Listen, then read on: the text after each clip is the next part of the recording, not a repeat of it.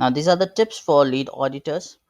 Now, you need to understand, or you need to make sure that you are using these tips wherever it is applicable, and you are making sure that you are not using certain tips which are not useful or which are not applicable in certain areas. So you make sure the authority of the audit team is established and the auditors are trained and independent of the areas they are to audit. This will increase the cooperation from auditees. So when you are maintaining that authority, so they are the auditees, they are able to understand, okay, these are the people, those who are knowledgeable and they are wise, and they know how to improve my process. You would be having a credibility in their eyes. So this is how it is important. Then decide what areas of the company will be audited and the frequency of the audits. Then prepare a yearly audit schedule and distribute. That depends whether you want to do it yearly or half yearly. It all depends on you and your organization. This is something which is generic. Then you develop an audit plan. Very common. We have already seen this in the earlier slides. So you decide what other audit resources are needed. It's like checklists and other auditors and many more. Then you determine the purpose of the audit. Is it an overview of the area being audited, or is it to concentrate on a specific system within the area? So, with the purpose, you are trying to understand the scope of the audit too. Then, is it to comply with government regulations, quality standards, internal procedures, and systems? So, also, you are trying to understand the criteria for the audit.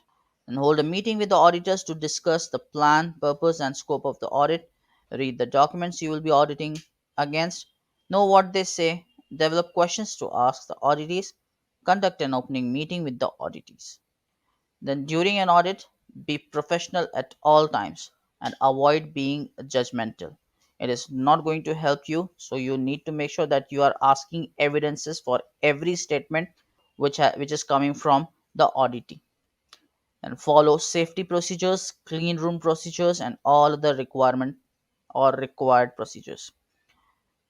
Explain the purpose of the audit to the auditees, so you make them feel comfortable by explaining the purpose, and by that they would be understanding that this is not for their personal gain, or this is not for demeaning their personal identity, but it is for improving their process and their department. It is solely work purpose.